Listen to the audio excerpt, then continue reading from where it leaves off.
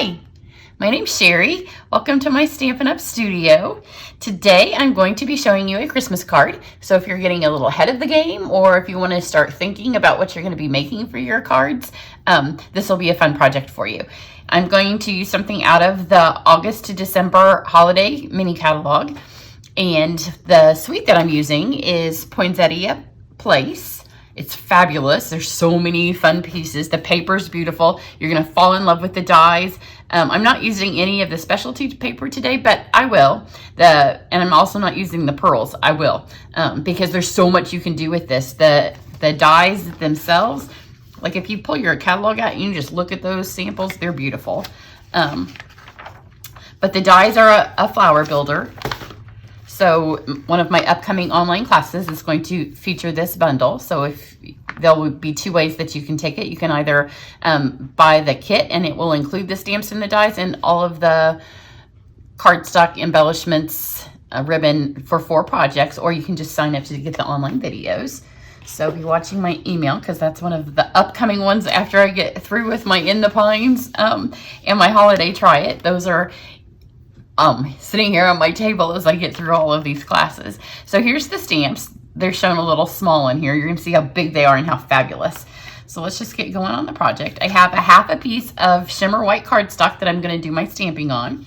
Then I have a half a sheet of soft suede, and I've just cut it this direction because sometimes for Christmas I like my cards to be a little bit different, and it goes nicely with the ribbon. And then I have 2 pieces of the designer series paper. Both sides are super pretty, and it's one of those cards that when you go to tape it down and you flip it over, you're like, So just 2 little snippets of paper. So we're gonna do our stamping on the shimmer white. I'm just gonna use Memento.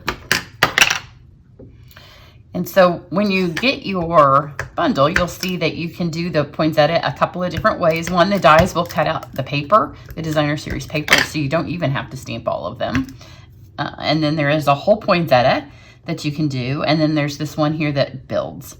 So for this card, we're gonna use the builder. There's so many options.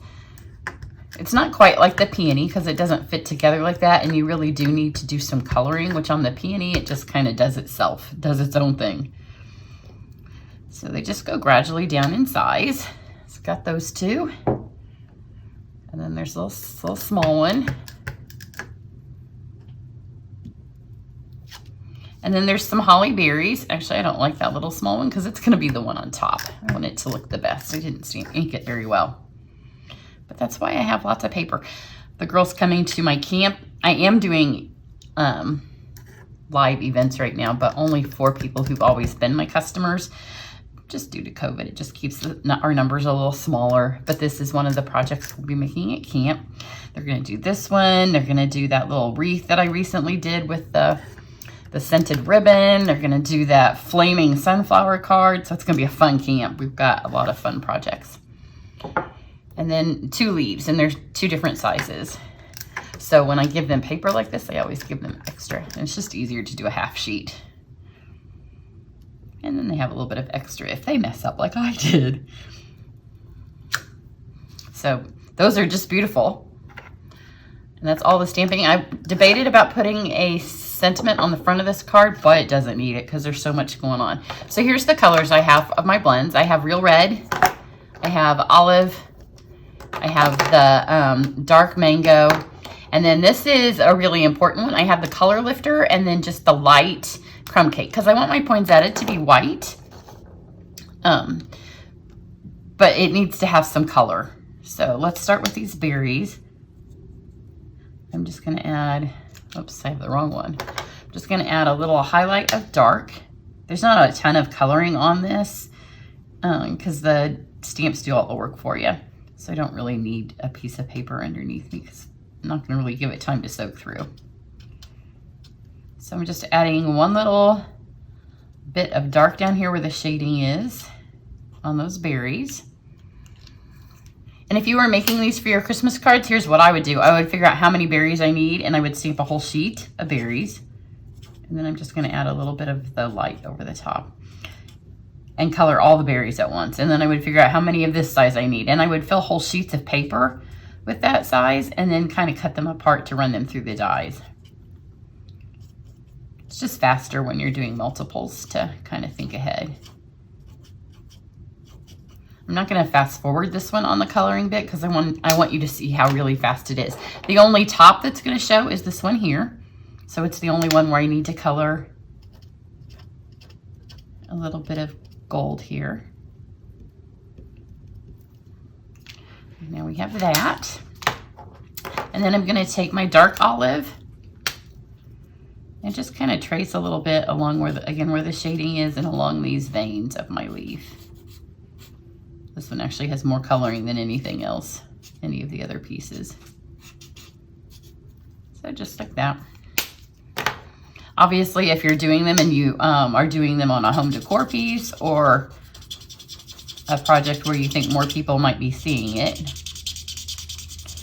then you could spend a little bit more time. Because the overall feel of the card is light and airy, it doesn't really matter if you leave some white on these. I didn't color my leaves too terribly dark. Although we did have a demonstrator thing here over the weekend. Yay, the first in-person demonstrator thing we've had since COVID hit. And I noticed that some of the girls did color theirs a little bit darker than I had mine. So it's all just personal taste. I'm going to have to add this to my list of things to order. My olive's getting a little bit on the dry side. It's probably one of my most used colors, and it's one I've had since we very first had them. And a ton of people use my supplies. It's not like you guys where it's just you. Okay, and so now to color our poinsettia. I want it to have color. I don't want it to just be flat, but I wanted it to be white. So I took the light crumb cake. This is real simple. And I just kind of followed, again, kind of follow the veins and the shading. My cat's over there investigating stuff that's on my desk, which right now there's more in my desk than normal because I moved it off of here.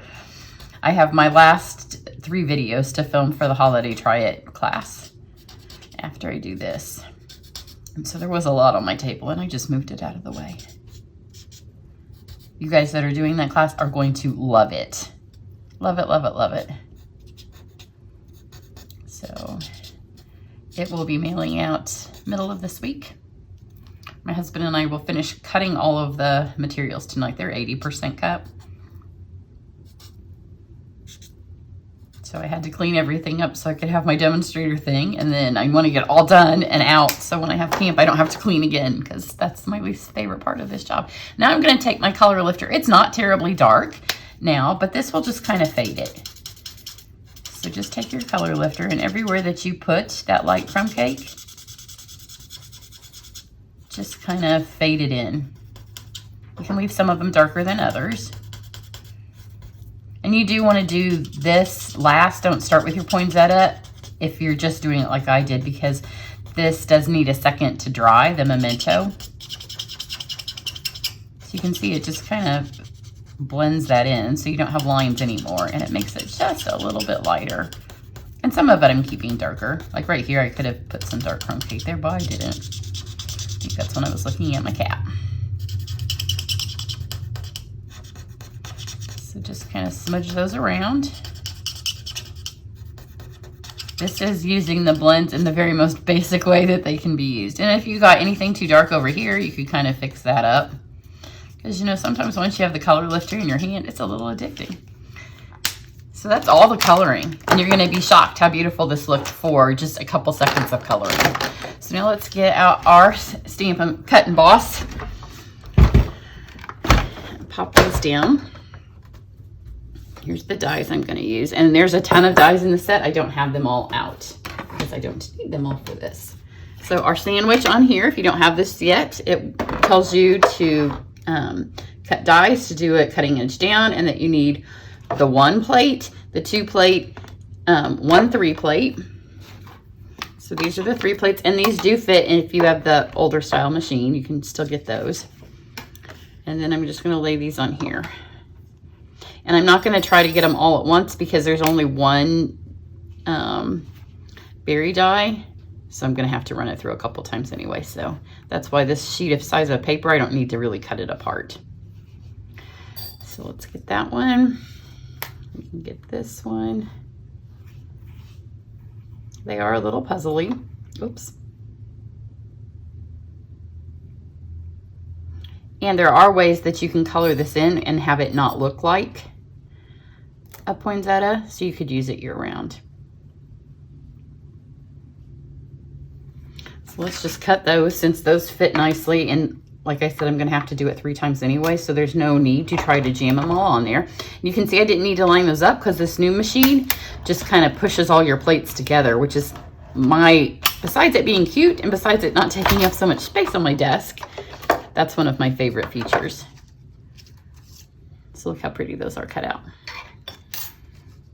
The ones that I'm done with, I will just leave here because we do need the berries again.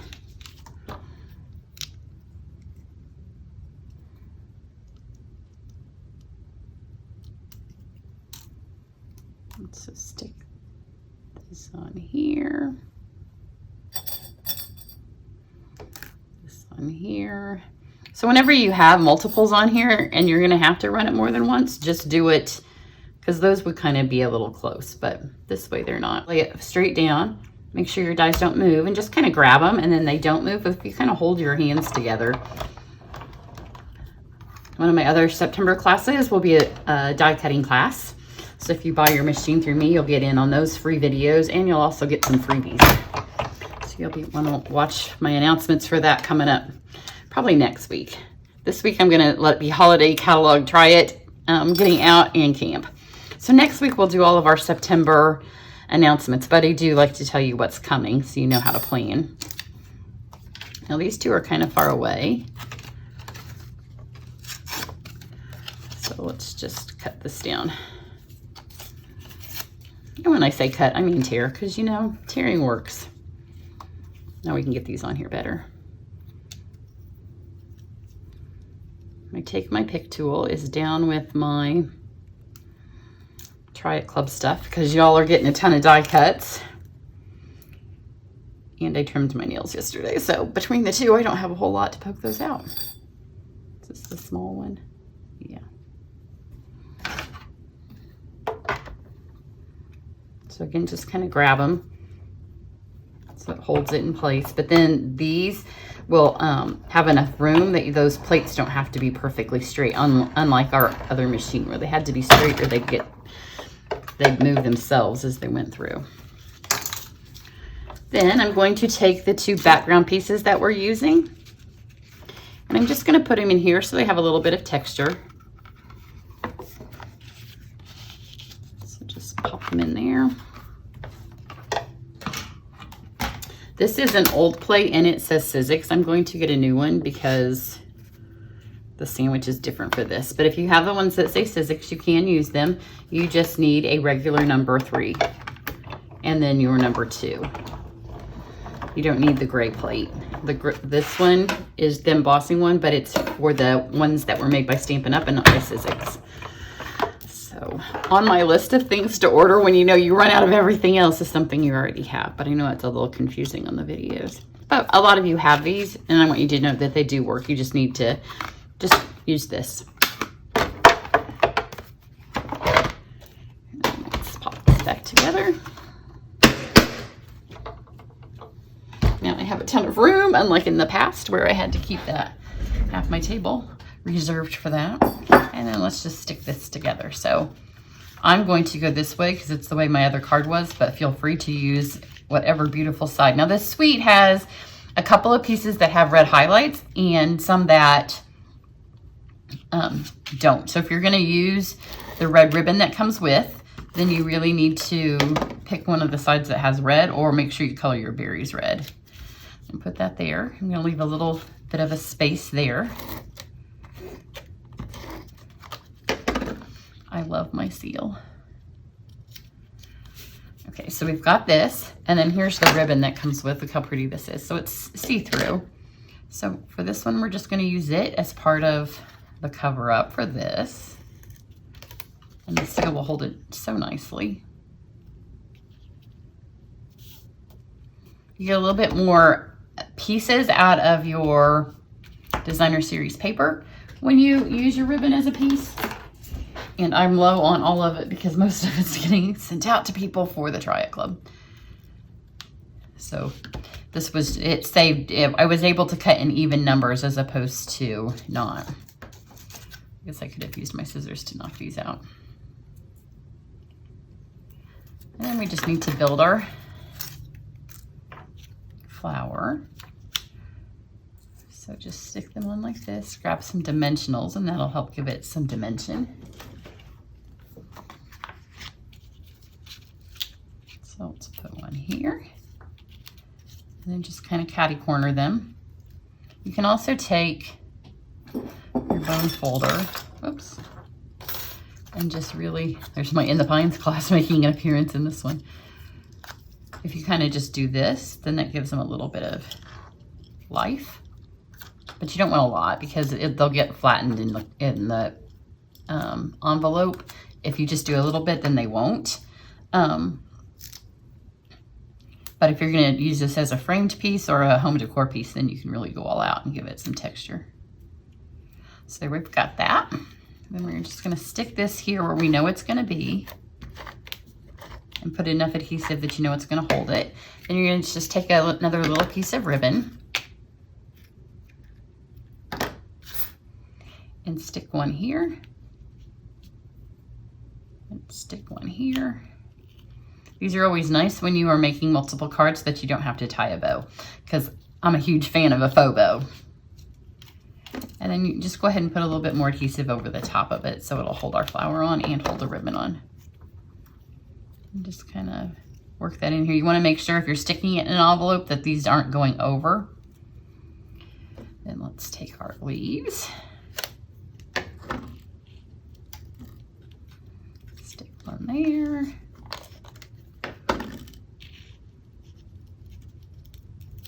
Stick one there. And then we have all of our little berries.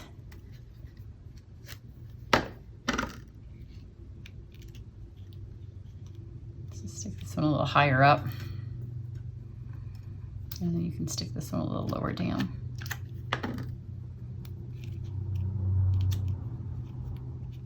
That way you get a nice full batch right there. And then this one, you just kind of use it to kind of round out however your card, how it all fell together, because they're all going to be just a little bit different. And then a hint here, because I want this to be here, and it's going to be hard to poke it down, but we don't need all that. So I think I just cut up all my adhesive.